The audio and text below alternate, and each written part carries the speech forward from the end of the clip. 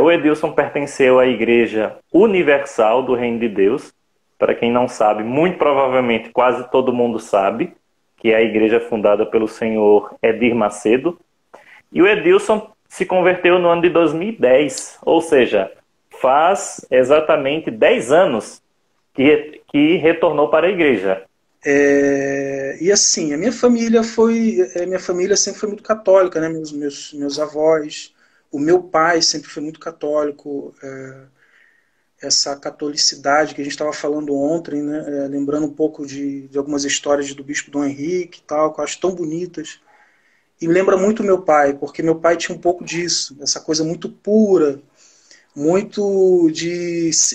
Ele não sabia muito o porquê da coisa, mas ele acreditava de uma forma muito forte, muito firme, né? E essa crença, a gente comentava essa semana sobre essa crença. Então eu fui criado nesse lar, um lar católico, de certa forma. Eu participei da catequese muito cedo, quando eu era bem pequeno. Eu tive uma passagem pela catequese, mas a coisa não vingou, sabe? Por motivos da adolescência, namoro, aquela coisa toda. A coisa não vingou. Eu parei de ir para a igreja. Meu pai continuou sendo católico, a minha mãe meio que ficava lá e cá. Meio barro, meio tijolo, como diz. Minha mãe, às vezes, ficava na igreja católica, aí, dependendo do lugar que a gente morava, se tinha uma igreja protestante, minha mãe ia. Então, às vezes, eu ia buscar minha mãe, voltava para casa. Então, foi os contatos que eu tive com a igreja protestante bem no comecinho da adolescência. E, seguindo assim, pela adolescência, eu comecei essa fase da adolescente, né, de namoro, essa coisa toda, essa desordem toda que acontece às vezes na juventude. Isso foi diferente comigo, né? De curtir baile funk, essa coisa tudo. Fui bem a fundo mesmo. Eu fui um rapaz assim, bem difícil. E dado o momento dessa dificuldade, como jovem, eu lembro que eu passei uma situação bem complicada, que foi, eu estava no baile funk, isso já aqui em São Gonçalo já. Estava no baile funk, e o ônibus onde eu estava com o pessoal foi metralhado, o ônibus. Encheram o ônibus de tiro e eu me ajoelhei naquele dia, eu deitei naquele dia e fiquei pedindo a Deus que me tirasse daquele lugar, porque eu não queria morrer daquele jeito, eu não queria morrer daquela forma. E tiro comendo... Você se recorda quantos anos tinha na época? Ai, Jefferson, não lembro, cara, mas eu estava na faixa etária aí dos 16. Uhum. Por Então, aí. aos 16 anos, largadão aí na vida, baile funk. E aí? Você rezou, se ajoelhou pedindo que Deus te Eu me livrasse daquela ajoelhei e situação? pedi a Deus para me tirar daquela situação e tal, a coisa passou. E eu, quando saí daquele lugar, eu falei assim, para mim mesmo, eu fui caminhando para casa e falei para mim mesmo, eu falei, olha, eu não quero isso para minha vida.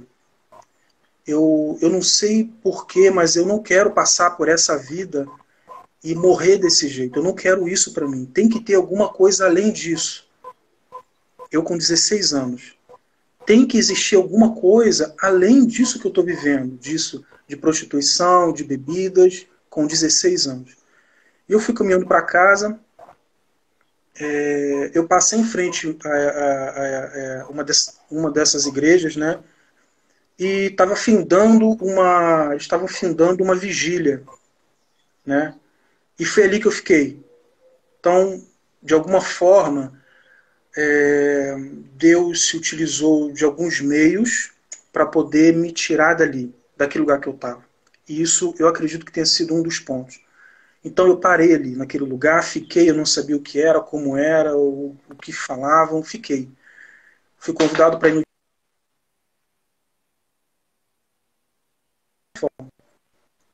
Esse foi o ponto, né?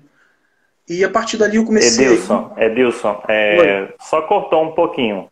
Você chegou a participar lá do encontro, ficou até o final.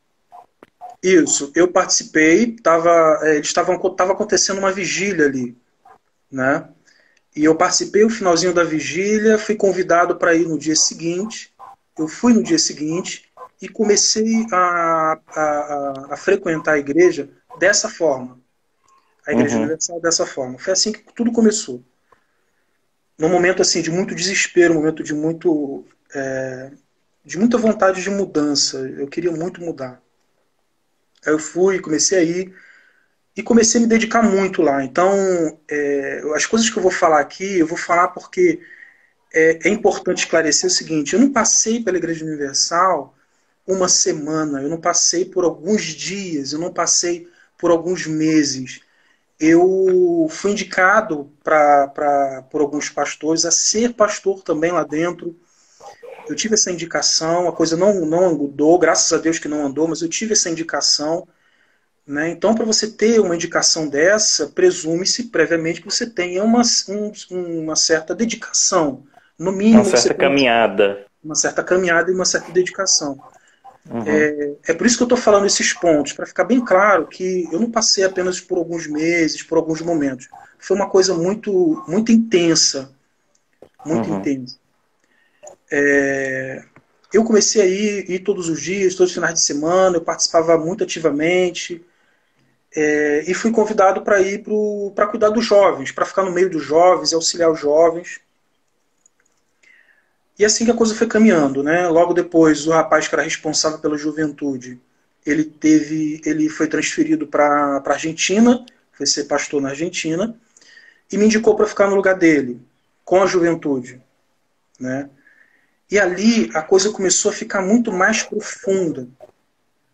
Porque quando você começa a se dedicar a outros, né, você, pelo menos no meu caso foi assim, eu comecei a ter mais responsabilidades com tudo que era falado, eu queria ter mais jovens, eu queria aumentar o número da juventude, eu queria evangelizar mais, eu queria ir para a rua, e eu comecei a fazer esse movimento.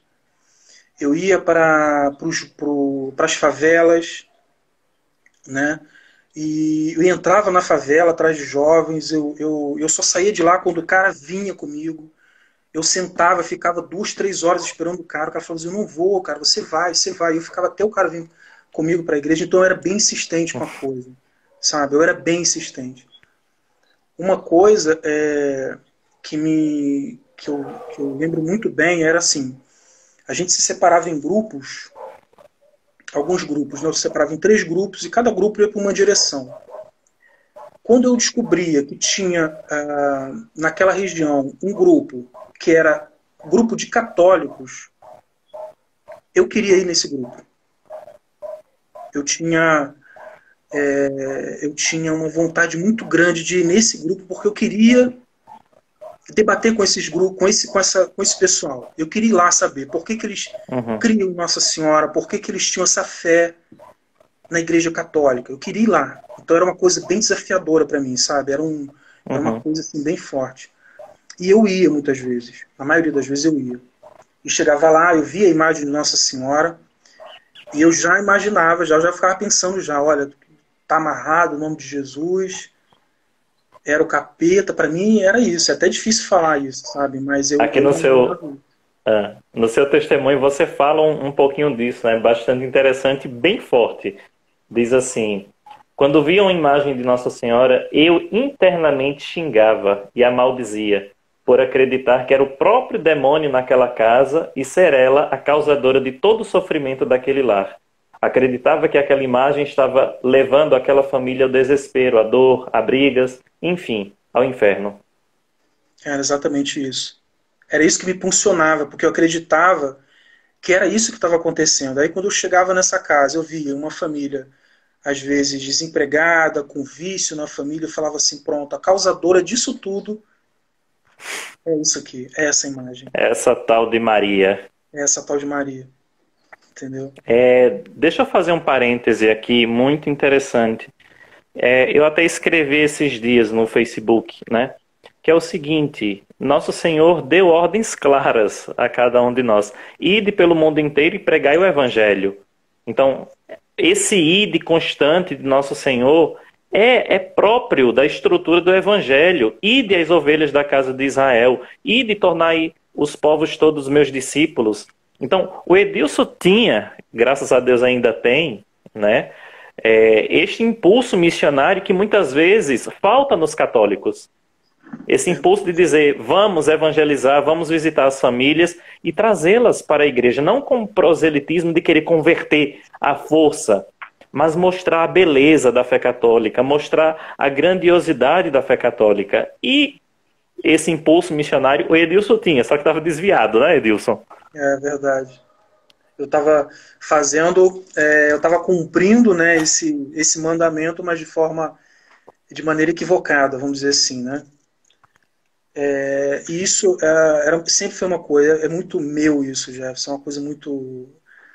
Eu acho que é o mover do espírito, né, em cada um de nós, esse desejo. A gente estava comentando isso hoje, vindo para casa, depois que eu participei da missa, que esse id, acho que faz parte, né, de todo aquele que teve encontro com Jesus, que experimentou isso. Você não experimenta uma coisa maravilhosa e não tem desejo de passar para outros. Acho que a primeira coisa que você tem vontade de fazer é passar para os outros aquilo que você experimentou. Você tem que Uhum. experimentar isso, cara, é muito bom, isso aqui é muito bom, vem aqui que você vai experimentar. Acho que é isso, isso impulsiona realmente, isso impulsiona a gente. Aí eu pergunto, Edilson, e como que você viu os católicos naquela época?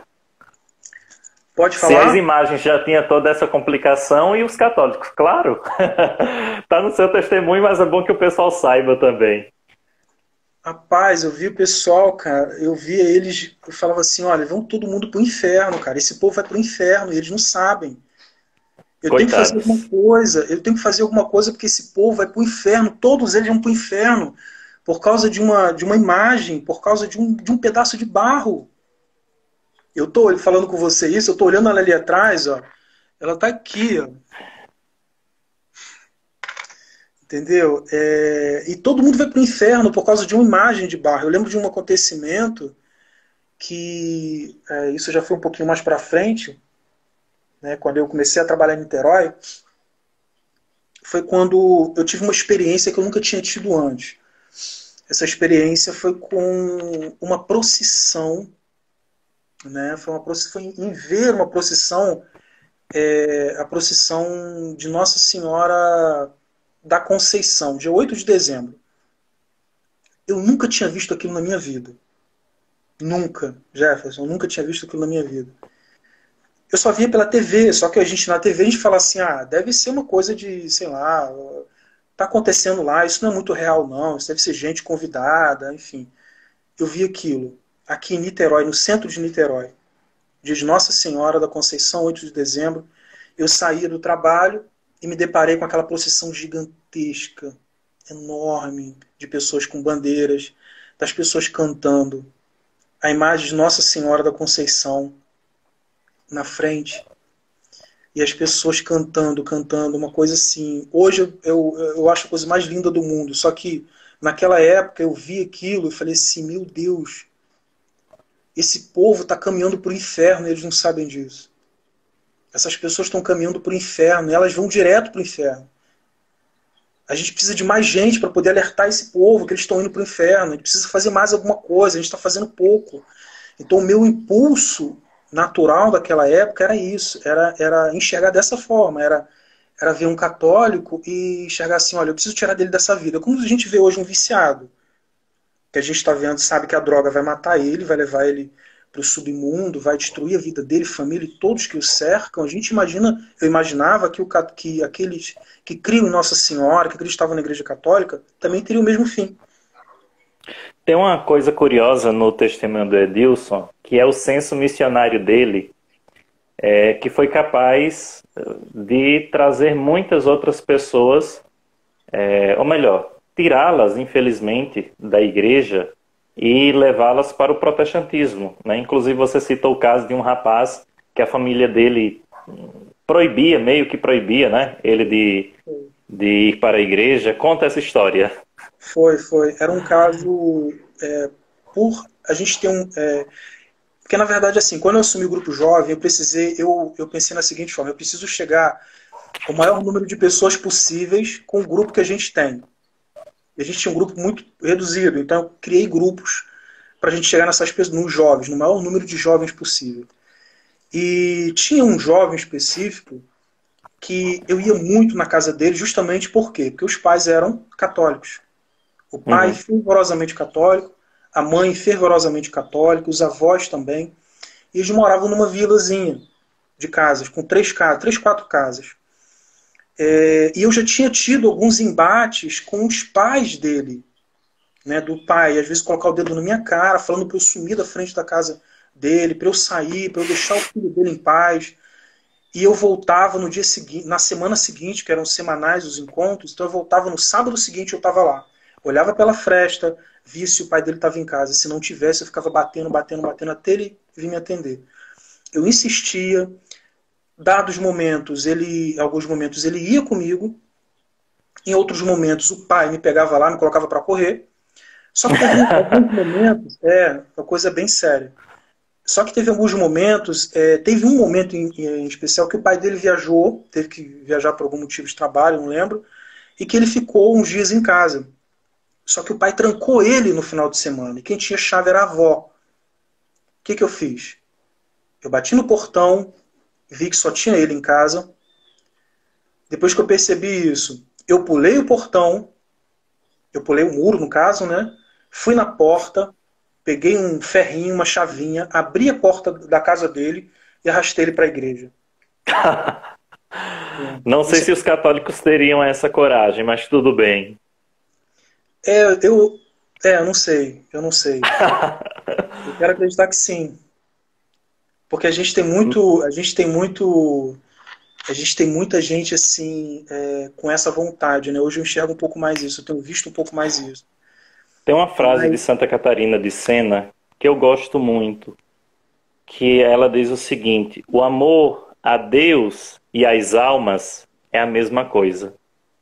Nosso Senhor, do alto da cruz, ele disse: tenho sede.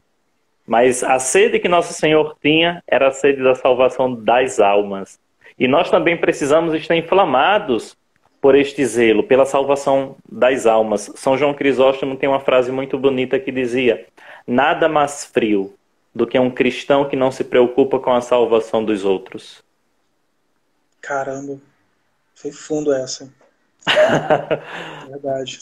Mas os anos foram passando, Pois você é, andava aí, envolvido com a Universal. só finalizando a história desse rapaz, é Ah, rapidinho. O que aconteceu com esse menino? aham. Eu consegui levar esse menino para a igreja lá. Ele continuou indo para a igreja, mesmo contra a vontade dos pais. Resultado desse rapaz é que a última vez que eu soube dele, ele estava em Uganda, como pastor em Uganda. Ele acabou seguindo. Uhum. Então, assim, hoje o que eu penso dessa situação específica, eu penso o seguinte: eu prefiro pensar que, de alguma forma, esse menino ele não foi para o tráfico, ele não foi para uma vida, sabe, que pudesse destruir, Desregrada do mundo. desregrada. Eu prefiro pensar dessa forma.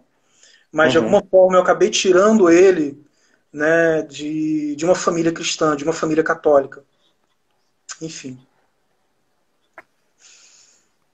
Mas os anos foram passando, Pois é, e o seu envolvimento com a Universal continuava, e chegou a procissão.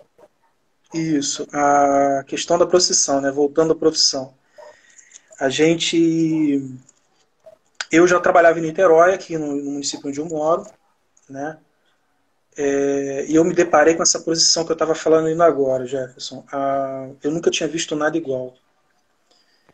Só que quando eu vi aquilo, eu acho que o impacto daquele número de gente, a quantidade de gente me impactou. Eu falei assim, lá no meu íntimo hoje, eu pensei a seguinte coisa: tem alguma coisa aí, não é possível, que tem muito. Eu acho, o que eu pensei no mais íntimo da minha alma, hoje eu exponho isso com muita tranquilidade.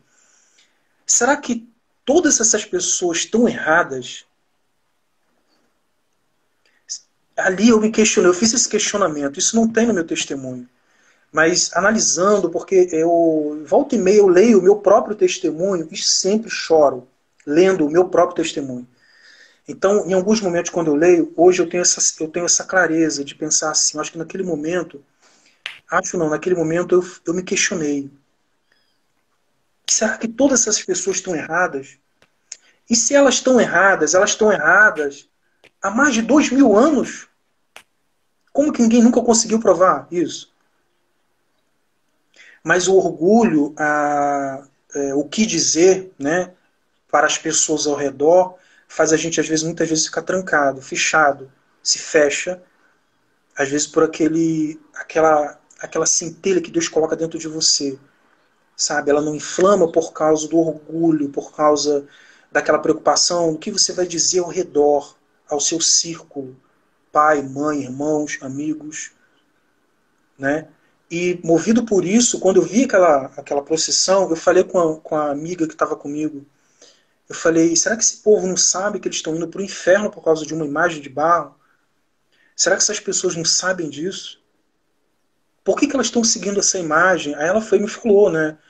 Ela sempre foi muito católica, sempre foi muito católica, e ela acabou me falando o porquê da imagem, né? O que a imagem significa para a gente, para nós católicos, e aquilo ficou, enfim, estava passando uma música lá, né?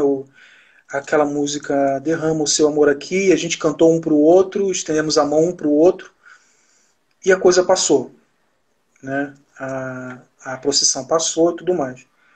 Só que aí a coisa começou a andar por. Eu acho que a gente acredita, né? Essa moça, essa amiga hoje, ela é minha esposa, né? E a gente conversando, a gente acredita, ó, a gente acredita sempre assim, sempre assim. A gente acredita que foi naquele momento ali, naquele exato momento que Deus começou a agir na nossa vida. Foi a partir daquele momento ali, naquela procissão, né? Tinha que ser 8 de dezembro, tinha que ser uma procissão de Nossa Senhora da Conceição. Meu pai sempre foi muito devoto dela, né?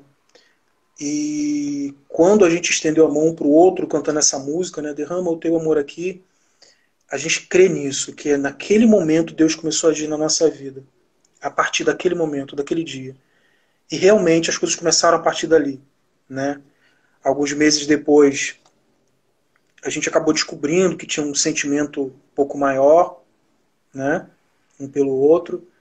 E aí a coisa foi mudando. E ela é católica. Católica, católica. Muito católica. Então, que coisa é essa? Como que fica essa situação?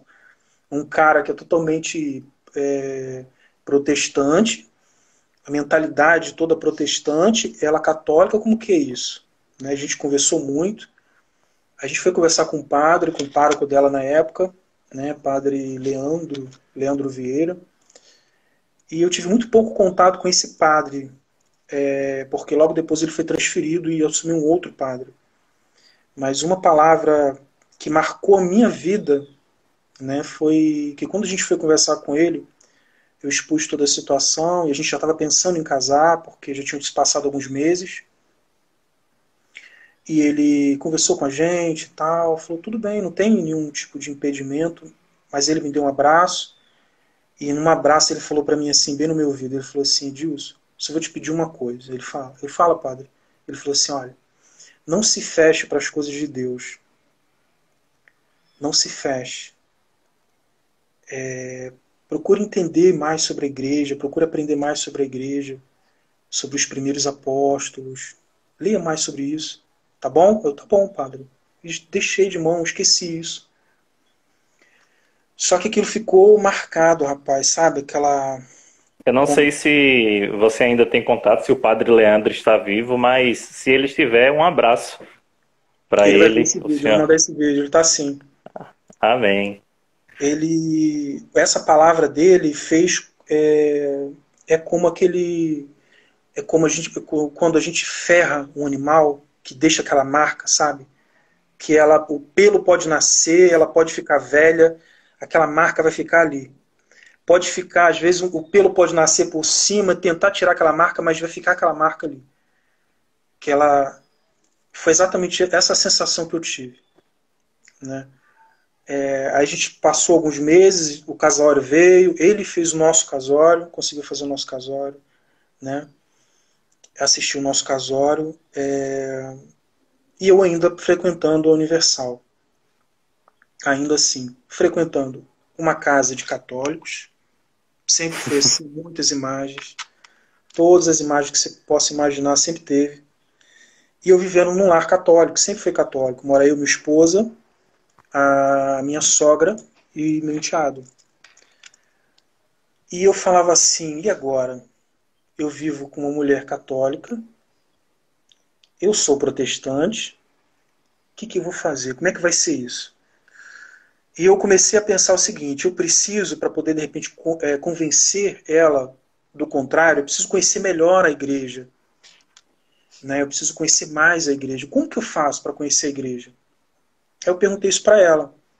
Amor, como é que eu faço para saber um pouco mais da igreja? Porque eu quero conhecer mais, eu não quero ficar mais com aquilo que falavam lá no protestantismo. Eu quero saber mais. Tem algum curso que eu possa fazer? E ela me falou do Crisma, da Crisma. Aí eu procurei saber um pouco mais da Crisma, me inscrevi e comecei a participar da Crisma. Eu estou indo rápido demais, Jefferson? Fala aí. Não, não, tranquilo. Estamos Eu com nunca tempo. gravei, cara. Eu nunca gravei isso. Não tô falando. É a primeira vez aqui. Aham. E eu fui fazer a Crisma, cara. Aí eu conheci os meus... as pessoas que iam dar o encontro para mim e tal. A gente começou a fazer a Crisma. Foi um ano de Crisma. E ali eu comecei a ter algumas experiências que eu imaginava que nunca teria fora da igreja protestante. Eu nunca imaginei que teria as experiências que eu tive na igreja católica, como eu tinha antes, né, na igreja protestante. Eu nunca imaginei isso. E num simples encontro de crisma, acho que por eu querer tanto saber sobre a verdade, eu queria tanto buscar, eu queria tanto saber o porquê que tem essa divisão, o porquê disso tudo, as coisas começaram a acontecer de algumas maneiras assim que eu não estava muito esperando. Eu não estava muito Uhum. preparado para aquilo. As respostas. Mas os seus catequistas também, graças a Deus, eram preparados, né? Você fala um pouco disso também, das perguntas que você levava para eles, as imagens, a adoração, os santos, intercessão dos santos, Maria, e graças a Deus você encontrou bons catequistas e que puderam te auxiliar nisso. Exatamente. E eram só perguntas assim, perguntas cabeludas mesmo, cara. Eu ia perguntar por que a gente adora a imagem. O que você. Oi? Na realidade, você começou para questionar, né? Porque essa era a função era essa. Ela está falando aqui do meu lado, que você começou para questionar, é verdade. O meu intuito foi esse. Não foi nem para aprender, mas Não, foi para para... questionar. Foi para questionar mesmo. Só que as respostas, eu não estava preparado para as respostas. As respostas que me deram não pareciam com nada daquilo que. Não parecia com nada daquilo que eu tinha na cabeça. Porque o que acontece é assim, quando você está no protestantismo e você quer saber sobre o catolicismo, você lê opiniões de protestantes que falam sobre o catolicismo. Você não aprende sobre o catolicismo. Então é como um círculo vicioso que você aprende sobre opiniões já formadas sobre um determinado assunto. Então, aquilo que você aprende não é a verdade. É a opinião de alguém que já tem uma cabeça. Espera aí, Edilson, só cortar um pouquinho. Você falava das opiniões. Então, porque acontece assim, quando a gente aprende sobre a Igreja Católica no protestantismo, o que é muito comum, está conseguindo ouvir? Sim, sim. O que é muito comum é que você aprende lendo livros, você aprende com conteúdo de pessoas que já têm uma mentalidade formada e que apenas pega essa mentalidade e coloca num papel para você ler. Ou seja, você fica girando em círculos. Você não sai daquele posicionamento. Você não aprende a verdade, você não consegue ter acesso ao que é sobre a liturgia, a verdade da liturgia, o que significa a liturgia, o significado das velas, dos incensos, sabe, dos gestos. É algo fora do comum, é algo fora do normal. Mas por que você não aprende? Porque você lê opiniões que já são formadas. Você fica em círculos. Então, quando eu questionava os meus catequistas sobre determinado tema, e eles vinham com uma resposta que eu nunca tinha escutado na vida, aquilo me dava um impacto fora do normal. Eu passava, às vezes, noites sem dormir pensando em uma única resposta que me deram. É sério. É muito sério isso, é muito verdade. A minha esposa está aqui e não me deixa mentir. Eu já fiquei 3 dias sem dormir direito, acordava de madrugada, pensando, mas por que eu nunca pensei nisso? É uma coisa lógica, mas por que eu nunca pensei? Porque você acaba sendo induzido. Aí eu coloco até um parênteses, Jefferson. De certa forma, há uma indução, né, por parte de algumas lideranças, né, por quererem que isso aconteça, mas também falta de interesse por algumas pessoas, de algumas pessoas. Porque o conhecimento está aí para quem quiser. Está aí. É falta de conhecimento. Às vezes um pouquinho, deixar o orgulho de lado, como eu falei um pouquinho atrás, né? E se preocupar de fato com aquilo com o que é verdadeiro. O que é verdadeiro? A verdade ela não é subjetiva, né? Ela é uma única verdade. Então, um pouquinho de vontade, as pessoas conseguem chegar nela. Então isso me impactava, essas respostas desses catequistas. Isso começou a moldar o meu pensamento, começou a mudar a minha cabeça. E detalhe que, desde que eu casei, a gente tinha uma rotina, minha esposa e eu tínhamos uma rotina. A rotina era, domingos, todos nós íamos para a missa, e durante a semana, uma vez por semana, a gente ia para na quarta-feira a gente ia para a Universal. Ela ia comigo. Só que ela ia com terço. Corajosa. Ela ia pro terço. E rezava o terço lá? Hã? E ficava rezando o terço lá? Ficava rezando o terço lá. Corajosa. Ficava rezando o terço lá. O pastor ficava enlouquecido com ela. Aí ele tinha aquele mesmo pensamento que eu tinha lá no começo. Coitada, ela está indo para o inferno e não sabe. Aquela mesma coisa. Enfim, isso aconteceu por um período, mas a partir do momento que eu comecei a fazer a crisma, e essas respostas começaram a esmurrar esses questionamentos que eu tinha, começaram a bater de frente com esse questionamento, tudo aquilo começou a ser desconstruído. Mas eu não percebi essa desconstrução. Foi uma coisa muito natural. Foi uma coisa que, de fato, demorou 1 ano que essa desconstrução aconteceu. Foi num período de 1 ano. E, aos poucos, eu comecei a participar da missa. E eu já percebi, tipo, com uns 6 meses já de crisma, 5 meses de crisma, que eu não via mais a missa como eu via antigamente. Eu não ficava olhando para a missa com um olhar de questionamento. Eu já comecei a ter uma sensação de... Eu não sei o que está acontecendo aqui, mas eu sei que é alguma coisa de Deus que está acontecendo. Eu não sei por que esse canto na hora de entrar. Eu não sei por que essa procissão na hora de entrar. Mas isso me lembra o céu. Tem uma coisa muito interessante no testemunho, e o Edilson diz assim: ficava calado ao participar da Santa Missa e já não mais olhava mais a igreja com os olhos de antes. Ao participar das missas, sentia um enorme desejo de chorar, mesmo sem saber por quê. Era como se aqueles gestos e ritos falassem uma linguagem que apenas minha alma pudesse entender. Eu não sabia por que daquele choro, mas me sentia profundamente constrangido e amado, tudo ao mesmo tempo.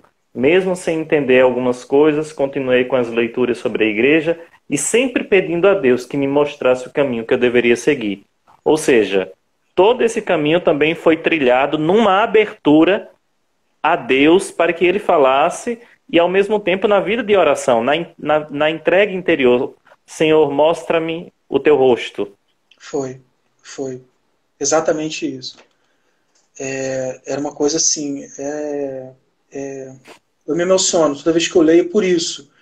Porque eu lembro dessas etapas e foi um momento muito complicado para mim. porque eu sempre quis, e a partir desse momento, já do quinto, sexto mês de Crisma, eu comecei uma luta muito grande internamente, porque eu já não tinha mais certeza do protestantismo, mas eu também não tinha certeza do catolicismo. Deixa eu fazer um pequeno parêntese aqui.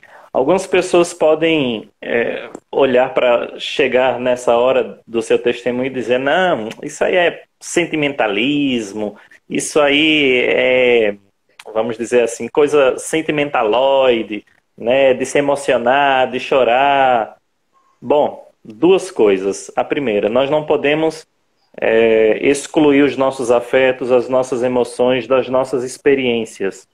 Então, é claro que tudo isso contribui para uma abertura. Mas não foi só isso que levou o Edilson a abraçar a fé católica.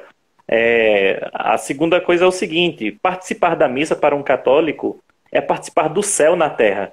São João Paulo II dizia isso. A missa é o céu na terra. E quando você, mesmo sem saber tudo que está acontecendo ali, quando você se dá conta dessa realidade, os gestos, a liturgia, tudo aquilo fala ao teu coração, fala à tua alma. É como se você contemplasse a primeira vez o mar. E aquilo você não precisa nem de muitas palavras, mas aquilo fala à tua alma. Exatamente isso. Exatamente isso, Jeff. Usou um exemplo maravilhoso. Exatamente isso. E aquilo falava muito profundamente, mesmo sem entender. De fato, sem entender o que significava, porque até então eu não sabia. E eu comecei a me questionar o que eu precisava, o que eu tinha que fazer, qual lado eu deveria ir. E eu me peguei numa seguinte situação, porque eu já tinha alguns amigos católicos, eu participava com a minha esposa, que é catequista, né, eu participava ajudando, né, na catequese, com as criancinhas, não dando aula, mas participando, ajudando, auxiliando, né, tocando violão, porque eu gosto de música, então eu ficava ali com elas. Então eu já tinha alguns amigos próximos, e o questionamento era o seguinte: se eu pergunto o que fazer para esses amigos católicos, é óbvio que eles iam falar: olha, é isso, isso, isso que você tem que fazer. Se eu voltasse para os antigos amigos do Universal, os obreiros, e falasse da minha dúvida, ele falasse: olha, você está possuído, vem para cá sexta-feira de carrego que eu vou tirar esse encosto da sua cabeça. Essa seria a resposta. Então, assim, eu estava numa situação onde eu precisava, de fato, acreditar nos sinais, naquilo que estava sendo me mostrado, e também me aprofundar no conhecimento, naquilo que eu podia, naquilo que estava ao meu alcance. Sabe? Então eu li algumas coisas, eu procurei alguns livros, por exemplo, Padre Paulo Ricardo foi de uma... Ele, assim, teve situações em que eu me esbarrava com alguns vídeos dele e que me tiravam uma dúvida enorme. Eu ia atrás de alguns livros, eu conversava com o padre, lia um pouco sobre alguma coisa, lia Atos dos Apóstolos. Então, assim, aquilo foi se desconstruindo aos poucos nesse período. Até que um dia, já chegando próximo já dessa decisão que eu deveria tomar, né, porque eu estava me preparando para crismar, me batizar, porque até então eu não era batizado, eu era batizado apenas na Universal, né? Diga-se de passagem, só um parêntese, eu fui batizado lá 7 vezes. Caraca! Ontem nós temos um grupo no WhatsApp, né, de ex-protestantes. O Edilson não está nesse grupo, mas está em outro. O Alexandre, que em breve nós vamos gravar o testemunho com o Alexandre Reis também, e teve uma pessoa lá que disse assim: olha, eu me batizei 3 vezes. Aí o Alexandre colocou assim: vocês gostam de uma piscina, né, de um banho de piscina, mas 7 vezes? 7 vezes. Naamã, cara, puro Naamã. 7 vezes. 7 vezes. Sério. Porque, rapidinho, só pontuando, por que das 7 vezes? Eu acho que isso tem a ver um pouco com essa verdade que eu buscava. Porque o que acontecia lá, a fala era a seguinte: olha, se a sua velha criatura ela tá dominando, né, ela está sendo maior do que o seu espírito, então você não morreu para o mundo. O seu batismo não valeu. Uhum. Então você tem que se batizar de novo. O que que eu fazia? Quando eu Vamos para as percebia, águas. de novo. Foi a primeira vez, a segunda vez, a terceira vez, e nada da velha criatura morrer. Era um embate enorme, e eu falava, pastor, olha, eu preciso morrer porque a velha criatura não morreu. Me batiza de novo. E ele ia, os pastores mudavam, e eu me batizava de novo 7 vezes. Uhum. Porque eu queria muito fazer o que é certo. Eu Uhum. queria muito, sabe? Então, quando, voltando lá onde a gente estava, quando eu me vi nessa situação onde eu não tinha como perguntar aos amigos, onde eu não tinha como perguntar ao padre ou ao pastor o que fazer, porque eu já sabia a resposta deles, eu falei assim, olha, eu não vou perguntar a ninguém, eu vou pedir a Deus para me falar. E eu comecei a pedir incessantemente. Eu comecei a pedir incessantemente. Eu lembro que eu sempre tive o costume de rezar meia-noite. Né? Meu pai ele sempre rezava meia-noite. À meia-noite, meu pai ia para o quintal, olhava para o céu, levantava a mão e rezava a Deus. Porque ele lembrava daquele salmo de Davi que fala que do alto é que vem o meu socorro vem de ti. Então ele sempre fazia isso. Então eu adquiri esse costume do meu pai. Então meia-noite, eu olho para o céu, levanto as mãos e faço minhas orações. Então lá eu comecei a pedir sempre, Senhor, me ajuda, me dá uma direção, fala comigo, me ajuda, me dá um sinal. O que que eu tenho que fazer? O que que eu preciso fazer? Eu quero fazer o que é certo, eu quero saber a verdade. Eu quero saber qual é a tua igreja. É isso que eu perguntava. Eu quero saber a tua igreja. Eu pedia muito isso. E passaram-se algumas semanas e já próximo do meu batismo, que a data já estava chegando, eu comecei a... Aliás, eu tive um sonho. Numa quinta-feira, eu tive um sonho com uma mulher de braços abertos, né? E essa mulher, eu só sabia que essa mulher tinha uns raios nas mãos e no meio da mão tinha uma Bíblia enorme, né? E eu acordei com aquele sonho. Aí eu acordei, falei com a minha esposa, falei, olha, eu sonhei com uma imagem assim, assado. Você sabe que imagem é essa? Ela falou, olha, eu não sei. E a gente tentou procurar dentro de casa alguma imagem que fosse parecida, a gente não tinha em casa. E quando a gente estava andando por Niterói, pelo centro da cidade, eu passei em frente a uma igreja, a gente estava rezando na igreja, e eu vi a imagem. E a imagem era a imagem de Nossa Senhora das Graças. Exatamente a imagem de Nossa Senhora das Graças. Quando eu vi essa imagem, eu falei com minha esposa, falei, olha, foi essa imagem que eu sonhei. Eu sonhei com essa imagem. Peraí, não foi, você não disse assim, porque no seu testemunho você colocou assim. Gritei imediatamente em voz alta, dizendo, foi ela, foi ela. Gente, eu fico Foi, imaginando essa cena. foi assim mesmo. Foi Não sei ela, se a foi ela que sua eu esposa sonhei. se assustou. Foi exatamente isso. Aham. Aí minha esposa E foi e era, falou comigo. Falou, ah, foi, pode falar. era Nossa Senhora das Graças. Isso. Aí minha esposa foi, começou comigo, conversou comigo. Aí foi quando eu fui procurar um pouco da história de Nossa Senhora das Graças e tal, para saber o porquê do sonho. E eu não vi nenhuma ligação. Não vi Uhum. nenhum motivo, nada assim demais. Era uma imagem que eu não conhecia, não tinha motivos para eu estar sonhando com ela, até porque eu não tinha nenhuma imagem dessa dentro da minha casa.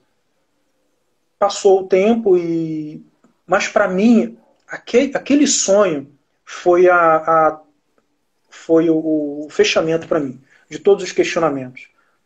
Aquele sonho para mim foi como se Deus estivesse falando, olha, é isso que eu quero para você. E ali eu tomei minha decisão. Naquele exato momento eu tomei minha decisão. Quando eu descobri quem era aquela mulher daquele sonho. Os Ah, preconceitos com a igreja já haviam caído já, até esse já, momento. Então foi só já. um impacto de dizer era a única coisa que estava faltando. Vamos dizer Exatamente. assim, uma confirmação daquilo que você Isso. já havia rezado, daquilo que você havia pedido. Isso, exatamente. E ali, quando eu tomei essa decisão, eu sentei com minha esposa, falei com ela, conversei com ela, falei, olha, a minha decisão já foi tomada, e é isso que eu vou fazer. Porque para mim já está claro o que eu quero, já está claro o que Deus quer para mim. E a resposta já foi dada. Então, acabou. A pedra foi colocada. Só que os problemas não acabaram por ali. Aliás, os problemas só começaram ali. Porque eu comecei a ter que justificar essa mudança para a sociedade, para todo mundo que me cercava, para os amigos que eu tinha que eram obreiros também comigo. Né? Eu fui obreiro da Universal por 7 anos. Então a gente convivia lá, a gente trabalhava junto, a gente participava lá das sessões de descarrego. E aqueles amigos viram que as minhas fotos nas mídias sociais começaram a mudar, eu comecei a usar a camisa de Nossa Senhora, a falar de assuntos, né? E eles começaram a estranhar e me ligaram. Eu lembro que um rapaz marcou um almoço comigo, a gente foi almoçar, e nesse almoço ele falou o seguinte, eu falei, Dilson, é verdade o que estão falando para você, sobre você? Eu falei, olha, eu não sei o que estão falando de mim aí. Ele falou, olha, estão falando que você virou católico, é verdade? Eu falei assim, sim, é verdade, por quê? Ele falou assim, olha, eu vou te falar uma coisa que aconteceu na última, eu não sei se foi terça do descarrego ou sexta do descarrego. Foi um dia desse do descarrego. Você coloca terça. Então, foi um dia desse do descarrego aí, terça-feira, que um dos encostos, né, manifestou lá na igreja e começou a gritar o meu nome, falar meu nome, e gritando de ódio, falando que ia me matar.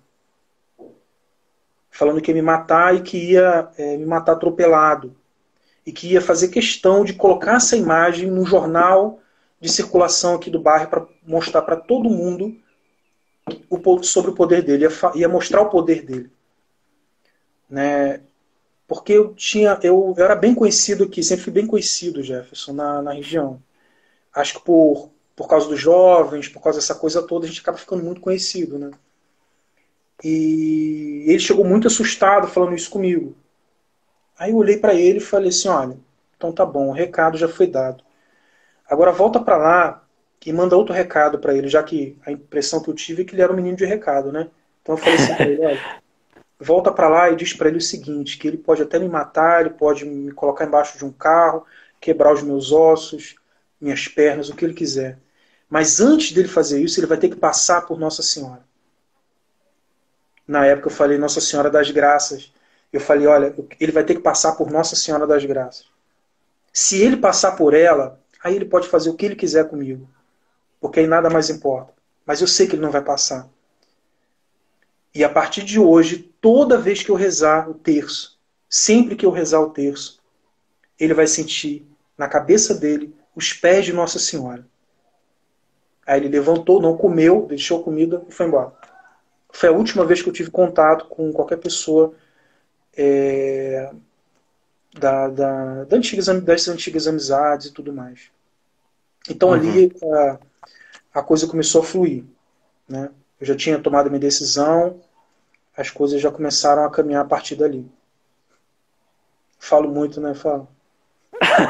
Só um pouquinho, eu quero chegar na parte do batismo, crisma em primeira comunhão.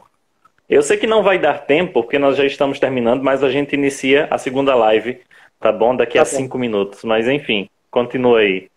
Tá bom.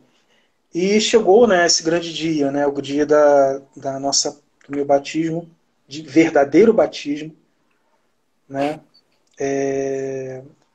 crisma em primeira comunhão. Olha, eu nunca experimentei nada assim. Nunca. Eu sei que algumas pessoas me mandam mensagem e falam assim, eu também saí do protestantismo, e uma das coisas que relatam, que falam, que acho que todos nós falamos a mesma coisa, né? É um momento sem igual, é um momento único, é um momento sensacional, sabe? E para mim não foi diferente. Eu lembro que nesse dia eu fiquei bem apreensivo, né? Eu fiquei ansioso por esse dia, porque era uma coisa que eu queria muito. Eu sonhei com isso, eu pedi isso, Eu implorava por esse dia. Tamanha era a minha certeza. E quando esse dia aconteceu, eu lembro de cada detalhe, de cada detalhe. Eu sei quem eram os coroinhas, eu sei quem eram os sacerdotes, eu lembro os amigos que estavam próximos, eu lembro as posições de todos que estavam sentados, nas primeiras posições, eu lembro de tudo que estava ali. Aquilo ficou marcado, marcou minha vida, marcou minha história de verdade.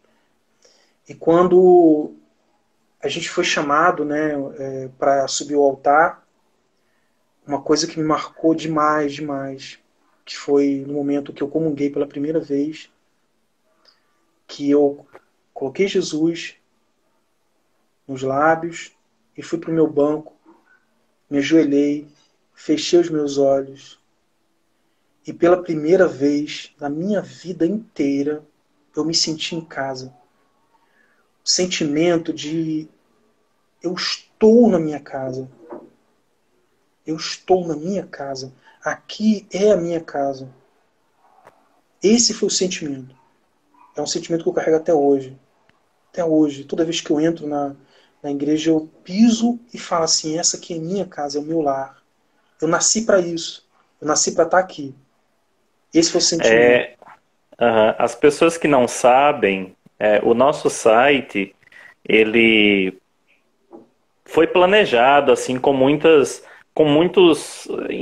intuições, né? Com, vamos dizer assim, indicações. E aí, como é que vai ser o nome do nosso site? O Edilson sabe Eu muito bem lembro. disso, que ele, graças a Deus, ajudou a formar o site. E uma das ideias foi essa.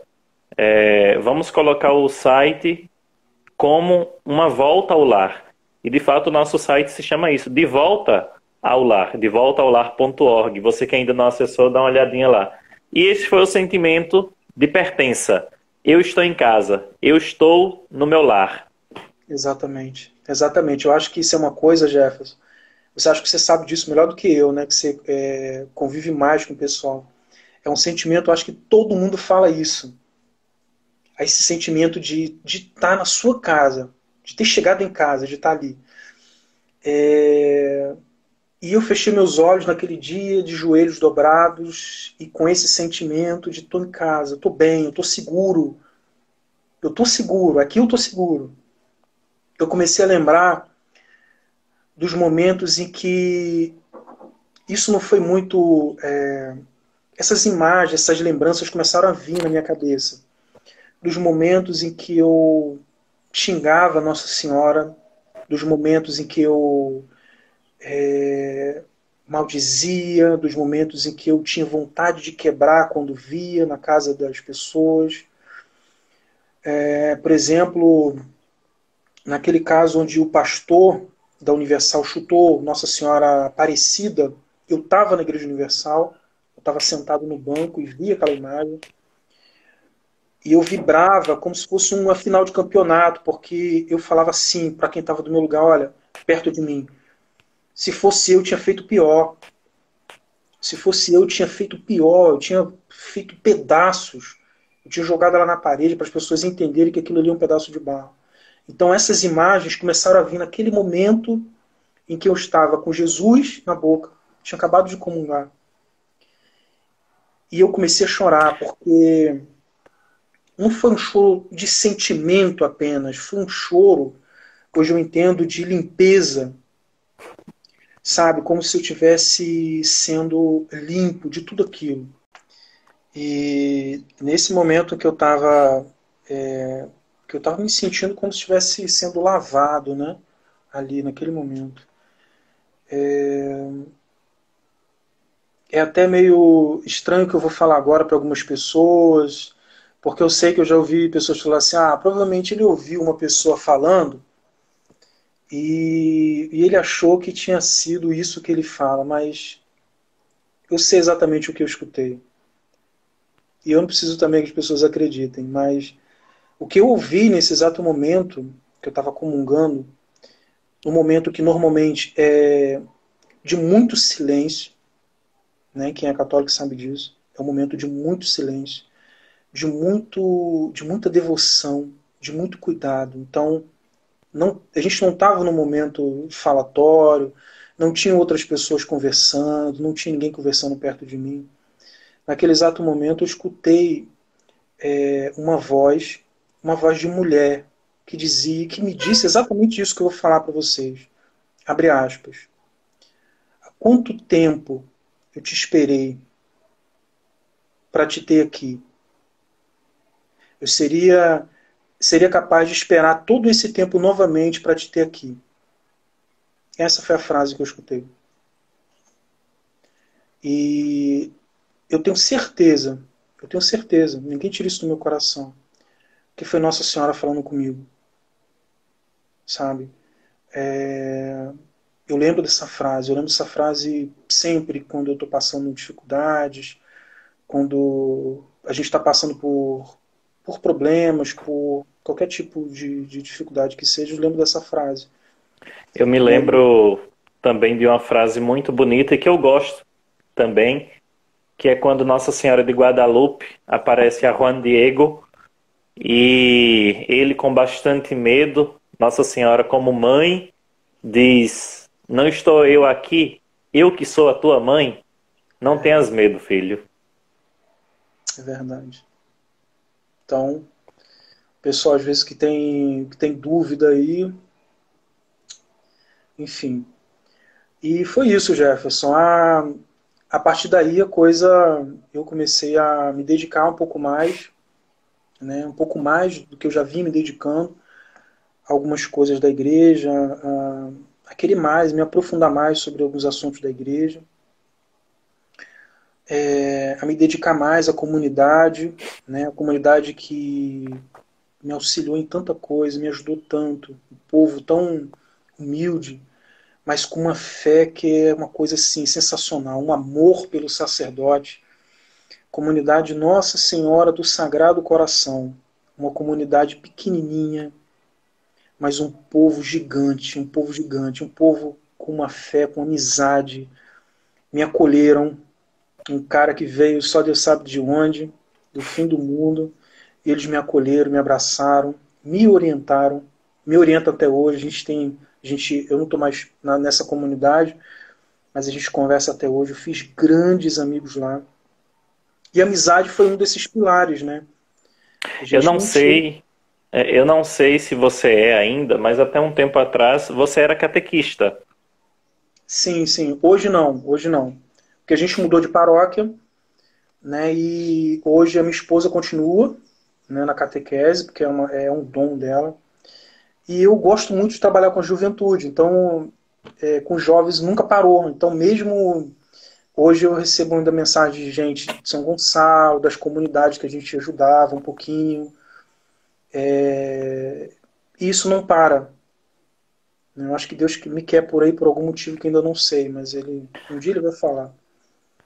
Tem uma coisa muito interessante do seu testemunho, quase no finalzinho, que você fala duas palavras que vieram à mente quando eu comecei a ler isso, né?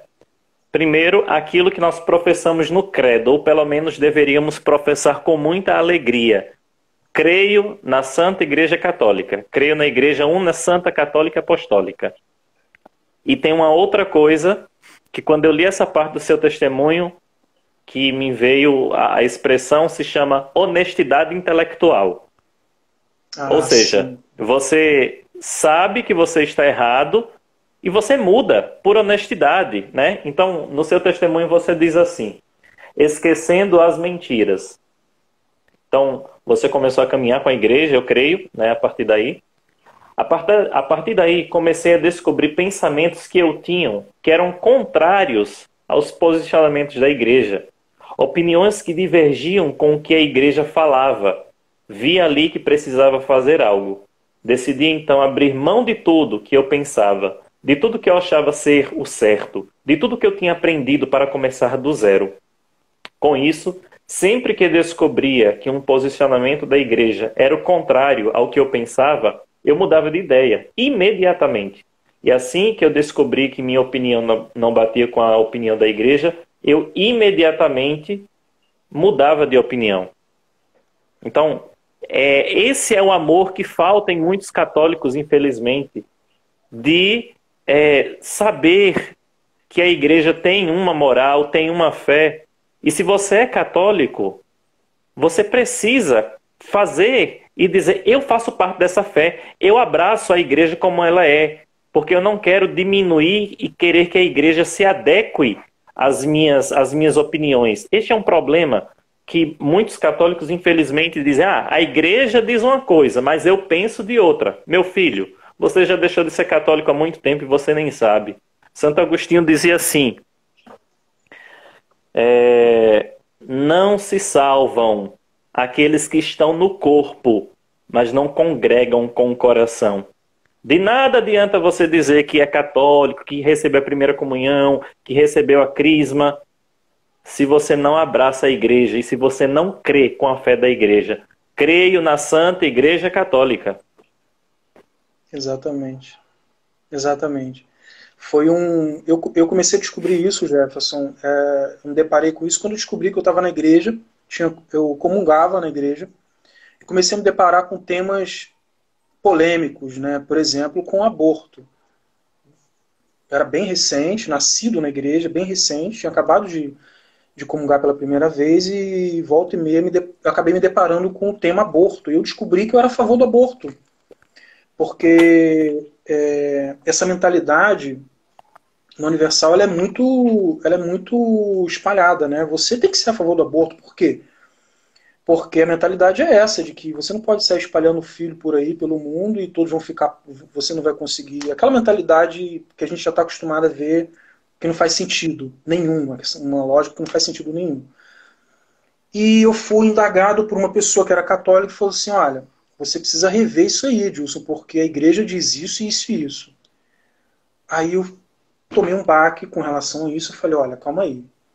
Eu não posso estar na igreja católica, comungar do corpo e sangue de Nosso Senhor, e continuar com resquícios protestantes na minha cabeça. Como que eu tiro isso e começo do zero? E foi uma decisão. Isso foi uma decisão, foi uma escolha, e foi uma escolha diária. E eu, Jefferson, vou te confessar que eu tenho cuidado, isso já se passou já há 9 anos, quase 10, até hoje, de não ter nenhum tipo de resquício quanto a isso. Então eu tomo muito cuidado. Quando eu leio o Evangelho, quando eu vou falar sobre um assunto em determinado lugar, o que a igreja diz, o que a igreja fala, qual é a chave de interpretação da igreja. Eu converso com um diácono que é amigo, converso com outro, eu procuro me informar sobre o que a igreja fala. Eu não tento interpretar as escrituras de acordo com aquilo que eu acho que é. Isso é um cuidado que eu tomo até hoje, até hoje. Eu não quero que isso aconteça. Então, lá atrás eu comecei a tirar. Eu esqueci de tudo. Procurei esquecer tudo. E quando eu me deparava com uma situação em que eu era a favor e a igreja era contra, ainda que não tivesse tido tempo de entender o porquê que a igreja é contra, mas eu me colocava contra imediatamente só porque a igreja dizia. E aqui é interessante dizer o seguinte, eu não estou falando sobre o que alguns padres acham sobre o que alguns bispos acham. Não, eu estou falando sobre o que a igreja acha. Estou falando sobre o que a igreja, magistério, o que os santos falam sobre determinado tema. É disso que eu estou falando.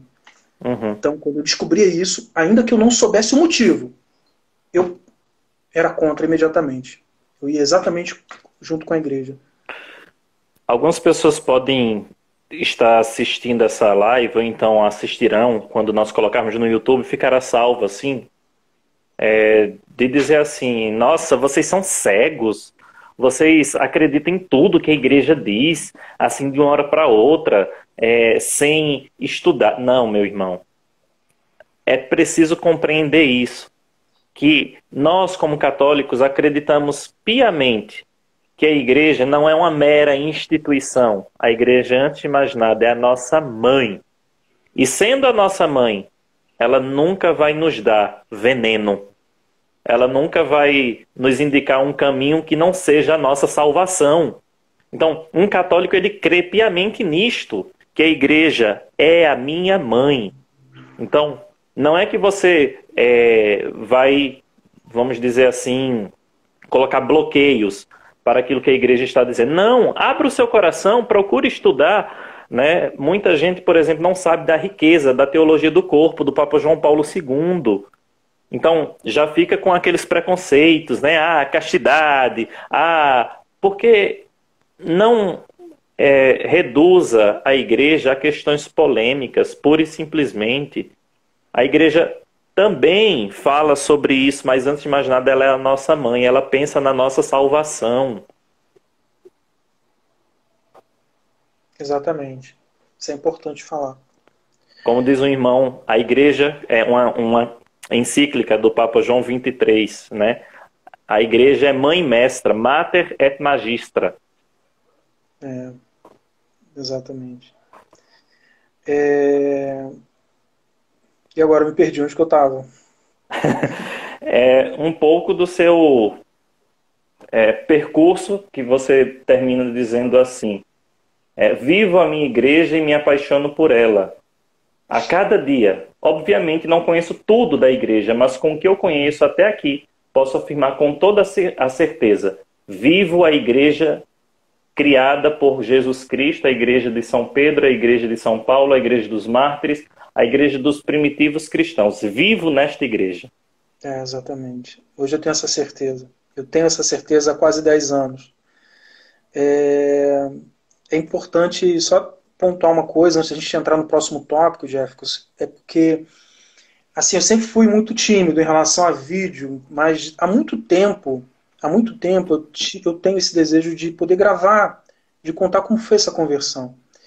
Então, o primeiro ponto que eu fiz, a primeira atitude que eu tive foi escrever. Eu preciso colocar isso em algum lugar, eu preciso registrar isso.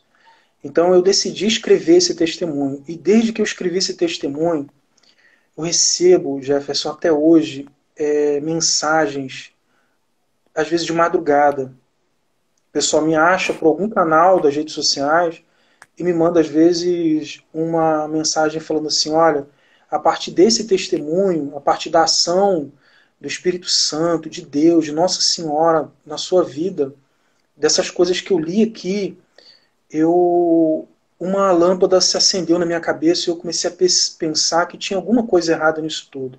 E eu comecei a ir atrás, eu comecei a buscar.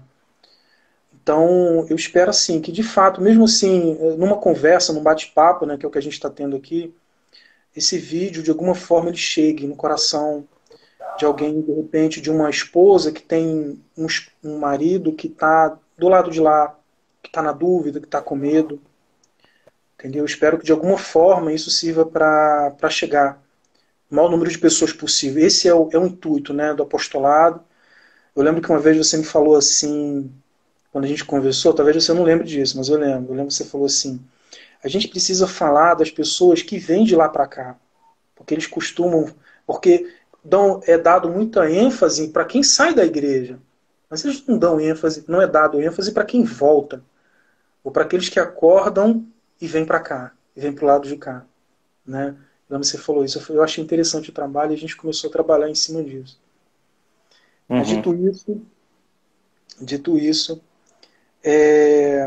então, aí eu comecei a ler um pouco mais sobre a igreja, a buscar sobre a igreja, mas ainda faltava alguma coisa. Eu não sabia o que era, mas faltava alguma coisa ainda. Mas eu continuei seguindo, até um dia que que eu tive um contato com São Luís Maria Grimond, né? E o método olha ele aí, ó. Eu até trouxe. Tratado da verdadeira devoção. E eu comecei a ouvir sobre a escravidão a Jesus pelos braços de Maria, pelas mãos de Maria. Aí, como é isso? O que é isso? Eu comecei a ler sobre isso. Eu tentei ler primeiro, eu tentei ler umas 5 vezes, não consegui. Foi bem difícil para eu tentar, eu consegui chegar até o final, consegui entender tudo e colocar em prática todo o tratado.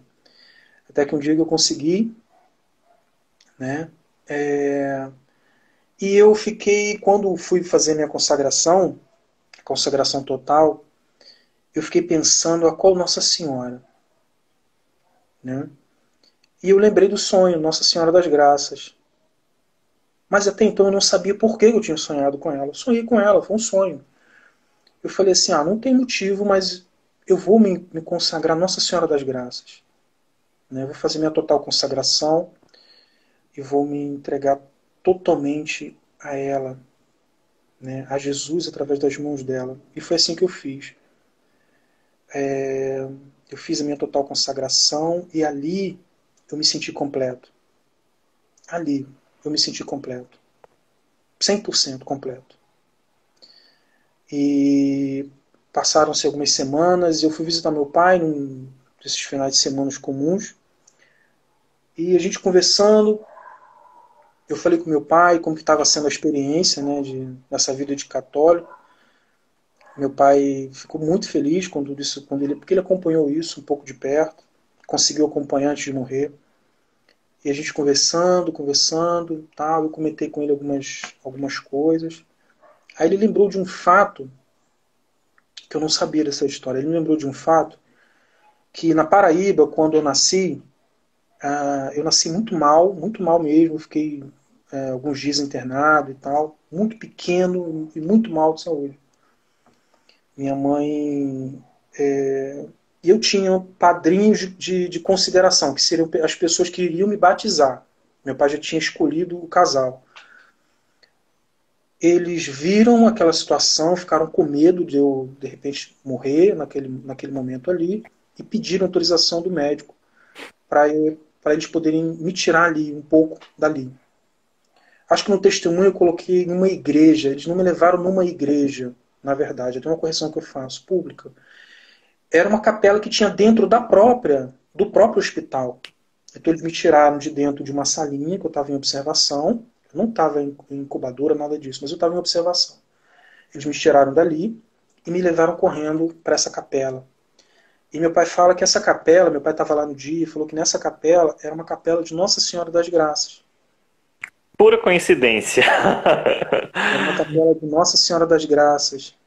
E aí eu fiquei num silêncio absoluto, minha esposa estava perto, porque até então meu pai não sabia do sonho com Nossa Senhora das Graças, o meu pai não sabia da minha total consagração à Nossa Senhora das Graças, meu pai não sabia dessas partes. Aí quando ele me falou isso, a vontade de chorar veio porque, mais uma vez, não se trata de sentimentalismo, se trata de você saber que tem alguém que cuida de você, mesmo antes de você se imaginar gente. Mesmo antes de você começar a tomar as suas decisões. Tem alguém que já pensou em você, tem alguém que já sonhou por você. Entendeu? A gente se acha muito dono da verdade, né? A gente se sente muito dono das nossas decisões. Mas tem alguém que pensou muito antes, tem alguém que sonhou muito antes de você. E saber disso, da forma como eu soube, né, da forma como meu pai me contou, mesmo sem ele saber, que dessa história toda com Nossa Senhora, seja do meu sonho com ela, seja da consagração total a ela, foi uma coisa que, para fechar a tampa e falar assim, olha meu filho, tá aqui, a gente está junto desde o começo. A gente está junto desde o começo e é assim que vai ser daqui para frente. Entendeu? Então ali para mim acabou. Eu fui contei pro meu pai como o porquê daquilo tudo. Falei que tinha sonhado com ela, falei que da minha consagração total a ela, mesmo sem ele saber do que se tratava da consagração. E ele também ficou muito tocado com isso tudo, porque eu não sabia dessa história, ninguém nunca me contou dessa história. Então foi uma maneira que Deus encontrou em vários momentos de tirar aquela dúvida que estava encrustada no meu coração de uma forma muito natural, né? Me trazendo momentos, quebrantando esses momentos, trazendo pessoas que eu nunca conheci para me falar sobre temas que eu tinha medo, tinha dúvidas, sem ao menos, em alguns casos, eu nem perguntava, eu nem questionava. Elas vinham e tocavam em determinados assuntos que eu tinha certa dúvida, e aquela dúvida era quebrada. E eles nem sabiam disso, sabe? Então Deus agiu de forma, no tempo dele, mas de forma muito constante, o tempo todo. O tempo todo. Edilson, e nesses 10 anos de conversão, o que mudou na tua vida enquanto católico, enquanto esposo, enquanto marido, a concepção de família, a vida de oração, a espiritualidade, nesses 10 anos? Faz um apanhado geral dessas coisas. Família, espiritualidade, espírito missionário. Jefferson, nossa, eu nunca imaginei, eu falei isso na metade do vídeo, eu acho, que a gente nunca, como católico, eu talvez nunca tivesse a experiência, algumas experiências que eu tive no protestantismo. Realmente, eu realmente não tive isso. Eu tive muito mais. Mas não, eu não estou falando em relação a sentimento, sentimentalismo. Estou falando em relação a frutos espirituais. A minha vida espiritual, a minha vida matrimonial, o meu matrimônio, sabe?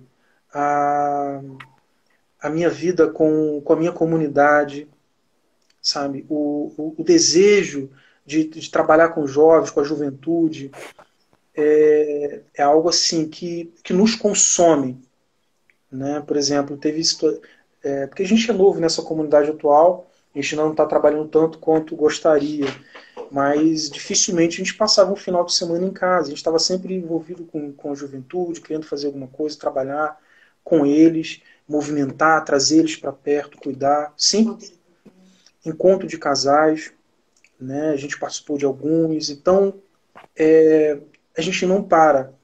Mas por que a gente não para? Porque essa vontade, ela não cessa, ela não sai daqui de dentro. É uma vontade que não cessa, sabe? Então, mesmo trabalhando na segunda, a gente passa sexta, sábado e domingo dentro de um retiro, às vezes 2 vezes numa quinzena, no mês, sabe? Para quem tem família, para quem tem as obrigações de casa, isso é muito cansativo, mas isso não faz diferença para a gente, sabe? Porque tem algo a mais ali. A gente quer levar isso, como eu falei no início, quando você conhece, quando você tem um encontro com Deus, quando você conhece Jesus, você quer mostrar isso para outros, você quer levar, é o id, né? Eu acho que não existe conversão sem isso, sem o id e pregai o evangelho a todas as criaturas, seja pregar com a palavra, com a vida, ou seja, com ambos. Então, o que mudou na minha história foi isso, a minha relação com os meus pais, a minha relação com a minha esposa, sabe, o nosso casamento, o nosso entendimento de matrimônio, porque é muito diferente do entendimento de matrimônio mundano. Eles vivem um entendimento de eu vivo a minha vida e dou para minha esposa o que sobrar, enquanto que no matrimônio católico não. A gente vive para fazer o outro feliz. Eu vivo para fazer a minha esposa feliz e levar ela para o céu. Nem sempre a gente consegue, a gente tenta um pouquinho. Mas esse é o principal, é o cerne, né, do matrimônio. Né? A gente vive para levar o outro para o céu. Né? E isso é uma luta diária. E eu pergunto, essa tal Nossa Senhora, essa tal Maria, não afastou você de Jesus não nesses anos? Nossa, Jefferson, meu Deus do céu, elazinha ali, ó. Ela não me afastou não, Jefferson, ela me trouxe para perto. Ela me trouxe para muito mais perto, sabe? É ser moldado por ela, né, como Jesus foi, né? Esse é o propósito de São Luís Maria Grimão. É ser moldado por aquela que moldou Jesus. É ser moldado, é ser aperfeiçoado, é ser feito como Jesus. Né? Interessante. Pode falar. Não, porque às vezes algumas pessoas colocam uma dificuldade de entendimento muito grande no tratado, né? Crio algumas coisas, mas basicamente é isso, é ser moldado por Maria, como Jesus foi. Uhum.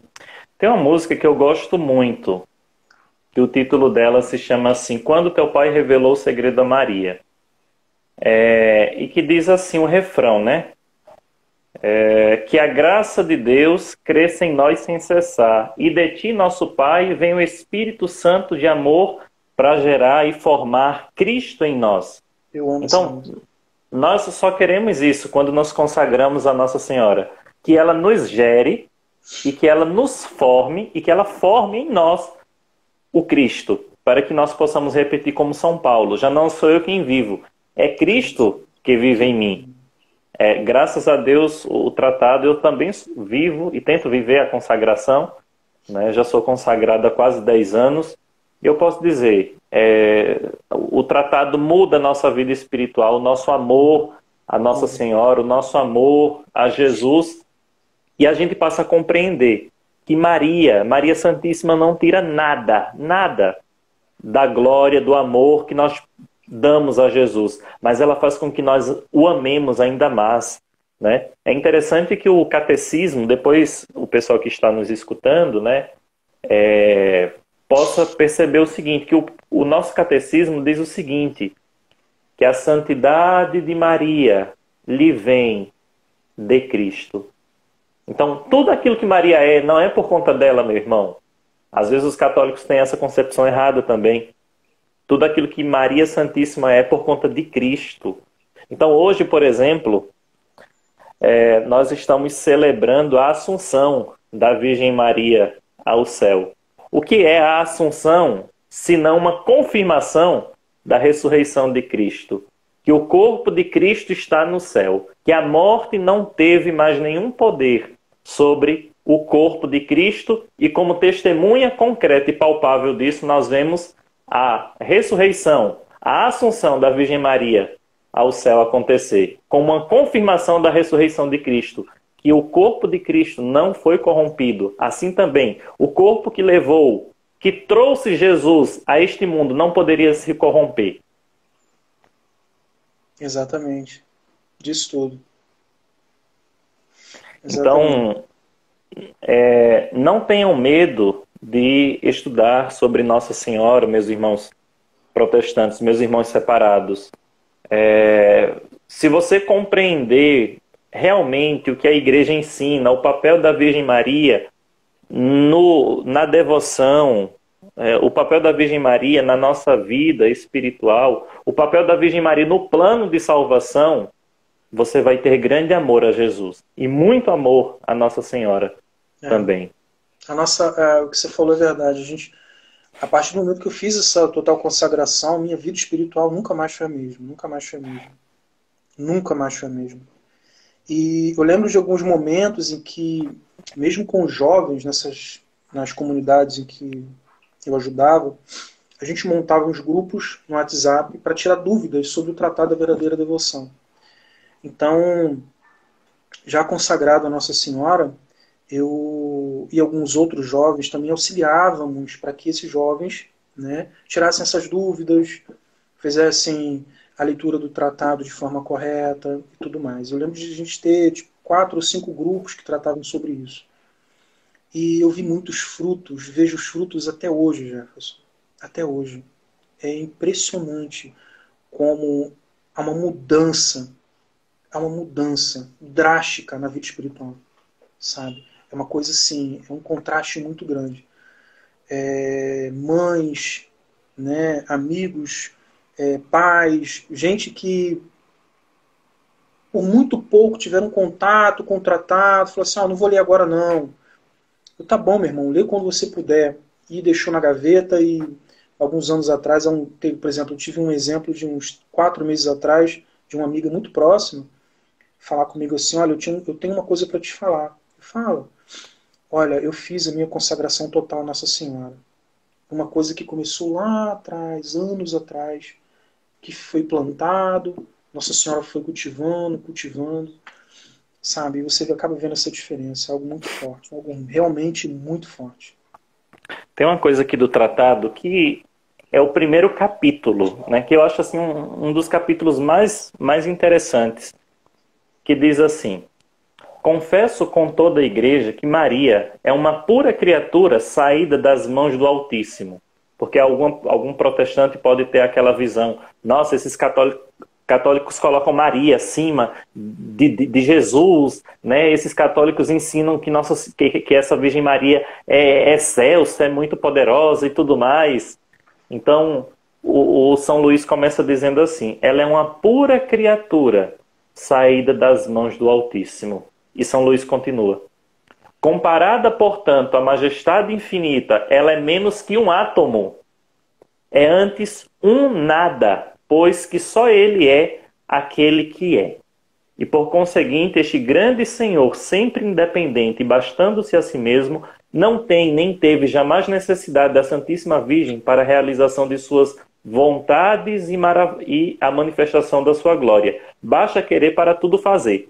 São Luís abre dizendo isso, que Nossa Senhora, diante de Deus, é um nada, é um átomo. Mas veja, se nós queremos realmente compreender quem é Nossa Senhora, nós precisamos olhar com os olhos do Altíssimo.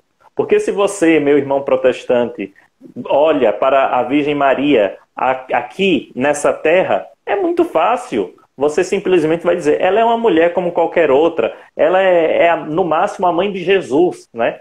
Mas veja, a mãe do teu Salvador, a mãe que gerou o Salvador do mundo, você trata de qualquer maneira, né? Se você tem toda uma devoção, um grande amor pela palavra, pela escritura como você tem, muito provavelmente, por que esse amor também não se manifesta com relação à Virgem Maria? Não. Ela não toma o lugar de Nosso Senhor. Ela antes nos faz com que nós amemos mais a Nosso Senhor. É interessante porque quando você olha sob o olhar de Deus, Nossa Senhora é muito mais do que uma pobre mulher, do que uma simples mulher. Então, se você, meu irmão, está assistindo essa live futuramente, não olhe a Virgem Maria com o teu olhar.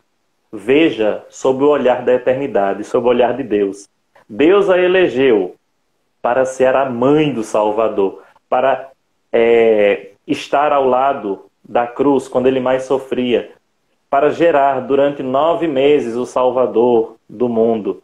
Então, a serva que todas as gerações vão de chamar-me de bem-aventurada é aquela, né, que nós amamos e queremos fazer com que ela seja amada para que nosso Senhor cada vez mais seja conhecido e amado. Porque é só isso que ela deseja.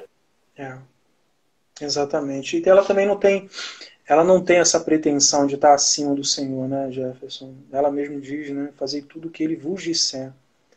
Ela não diz fazei tudo o que eu vos disser, ela diz fazei tudo o que ele vos disser. Obedeça a ele. Sim. Edilson, diga. Eu gostaria que você dedicasse uma mensagem agora, nesses instantes finais que nós já estamos.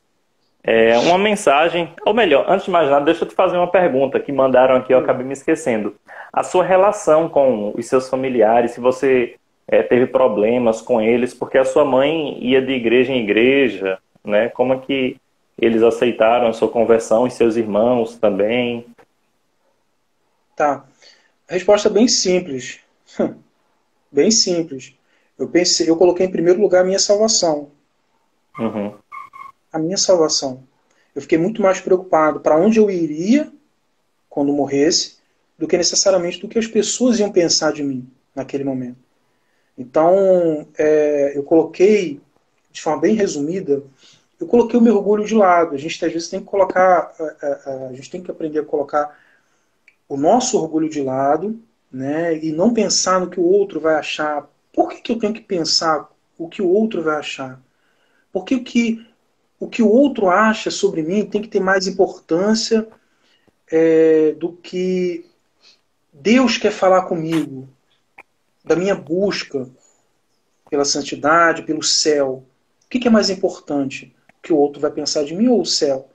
Se eu quero o céu, eu tenho que colocar isso como prioridade. Então, o que eu fiz foi isso, foi colocar isso acima de qualquer pessoa, acima de qualquer questionamento, acima de qualquer olhar atravessado, que eu tive vários olhares atravessados.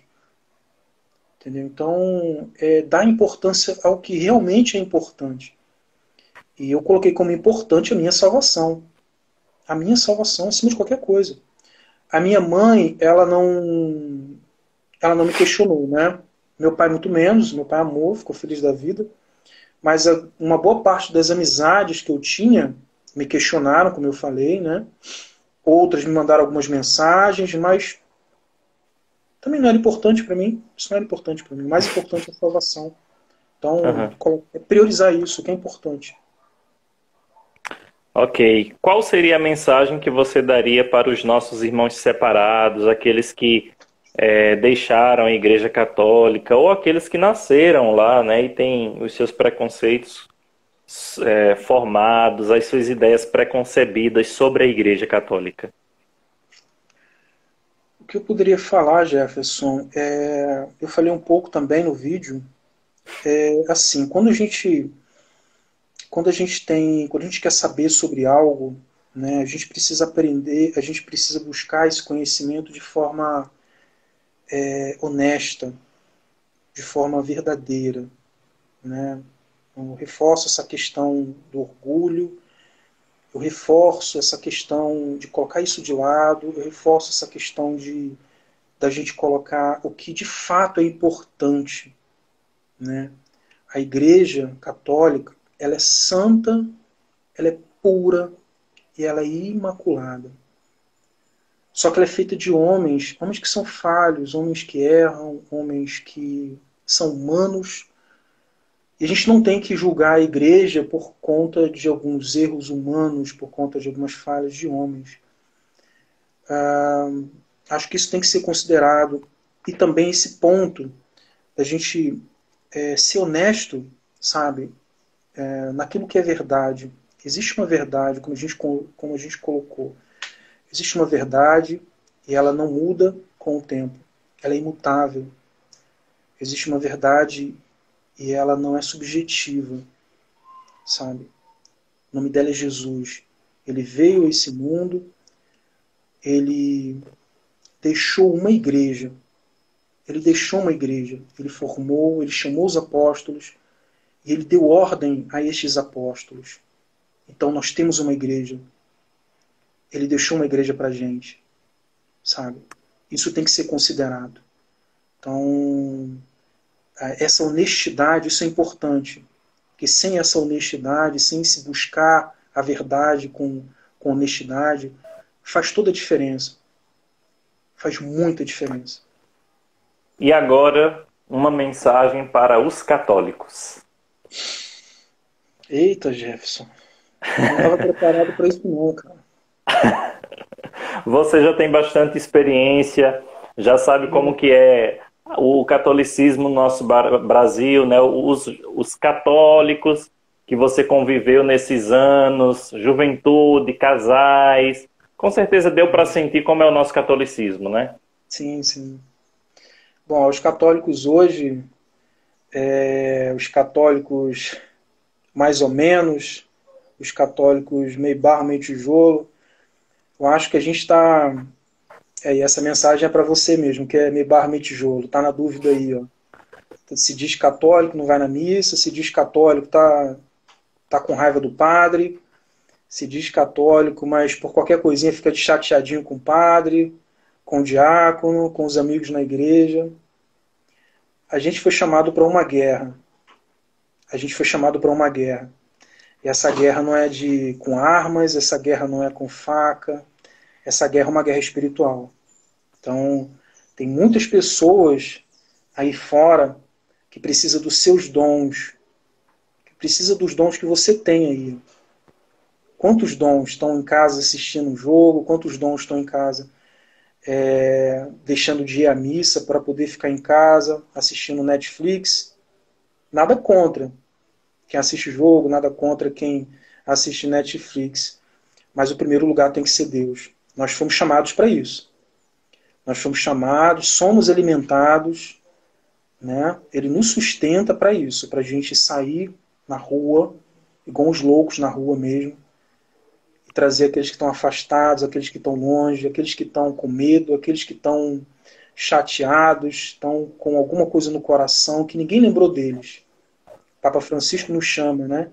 Ide as periferias existenciais. Periferias existenciais, exatamente. Então, acho que a palavra do nosso Papa, a gente tem que colocar tem que considerar. Amém.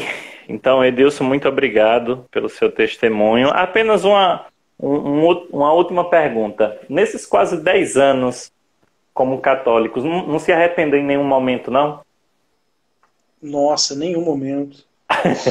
Nenhum momento. Tudo que eu tenho hoje de mais sagrado é a minha fé em Jesus Cristo, o meu amor pela igreja, a minha família. A minha família é maravilhosa. Eu vivo um pedacinho do céu dentro da minha casa, Jefferson.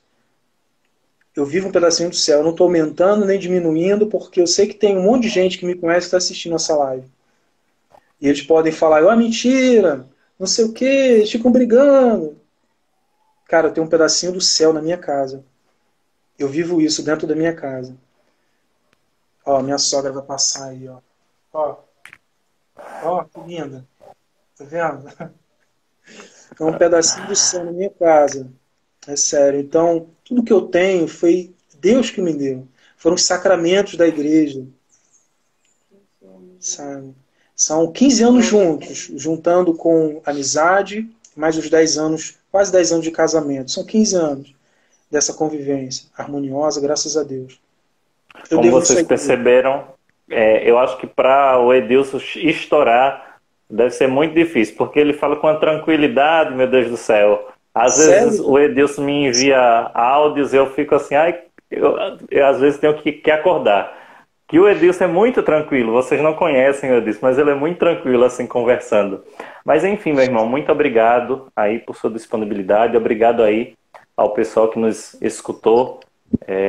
Deus abençoe aí a esposa do Edilson, uma santa mulher que atura essa cruz, mas vai levá-lo para o céu se Deus quiser. Mas enfim, meu irmão, muito obrigado por tudo, muito obrigado a vocês que